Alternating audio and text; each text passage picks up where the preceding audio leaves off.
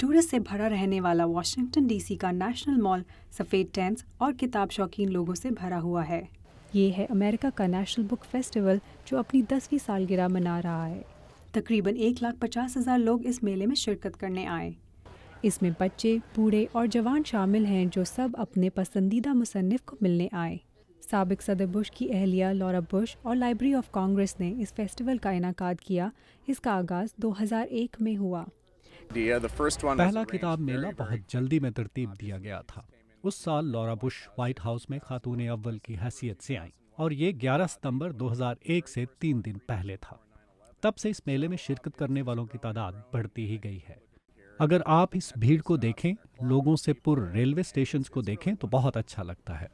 کتاب میلے کا افتتاح لورا بش نے کیا جو کئی سالوں کے بعد اس میلے میں شامل ہوئی۔ مجھے یہاں اتنے خوش چہرے دیکھ کر اور اتنے سارے لوگ دیکھ کر جو کتاب پڑھنے کے شوقین ہیں اچھا لگتا ہے۔ ہماری سیاسی سوچ جو بھی ہو، ہم کتابوں سے محبت کرتے ہیں اور انہیں پڑھنا پسند کرتے ہیں۔ انہوں نے اپنی نئی کتاب اسپوکن فرام ہارٹ کے کچھ حصے پڑھ کر سنائے۔ 70 سے بھی زیادہ مصنفوں نے اس میلے میں شرکت کی، جس میں امریکی صحافت اور ادب کے مشہور نام جیسے جولیا گلاس اور پیٹ مور شامل ہیں۔ اس میلے میں امریکی آتھرز کو ہی نہیں، انٹرنیشنل آتھرز کو بھی دعوت دی گئی۔ کتاب لکھنے والوں کا امریکی ہونا ضروری نہیں ہے۔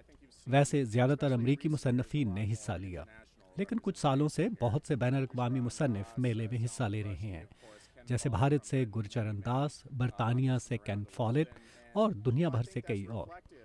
اس کتاب میلے سے امریکہ کا بین الاقوامی چہرہ دنیا کے سامنے آتا ہے اور ہم اس سے بہت خوش ہیں۔ میلے میں آنے والے لوگوں نے اپنے من پسند مصنفوں سے کتابیں سائن کروائی، ان کے ساتھ تصویریں کھنچوائی اور مصنفوں سے ان کی کتابوں کے کچھ حصے ان کی زبانی سنے۔ مصنفین سے ملنے کے لیے سائننگ ٹینٹس پر لگی ہوئی قطاروں سے لوگوں کا شوق ظاہر ہوتا ہے۔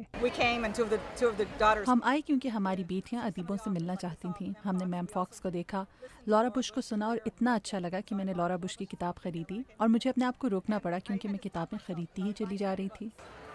مجھے سوزن کالنز اچھی لگتی ہیں اور ان کا کھیلوں کا شوق بہت کمال کا تھا۔ مجھے پڑھنا اچھا لگتا ہے اور مجھے امید ہے کہ میں اپنے کچھ من پسند لکھنے والوں سے مل سکوں گی۔ یہ میلہ 10 سال سے ہو رہا ہے اور میں ایک بار پہلے بھی آئی تھی اور تب سے دوبارہ آنے کی خواہش مند تھی۔ میلے میں شرکت کرنے والے مصنفوں کا کہنا ہے کہ یہ میلہ ان کی محنت کا اعتراف کرتا ہے اور وہ اسے اپنے چاہنے والوں سے ملنے کا ایک بہترین موقع سمجھتے ہیں۔ کریگ رابنسن ایک معروف مصنف ہیں۔ انہوں نے لوگوں کو اپنی نئی کتاب کے بارے میں بتایا۔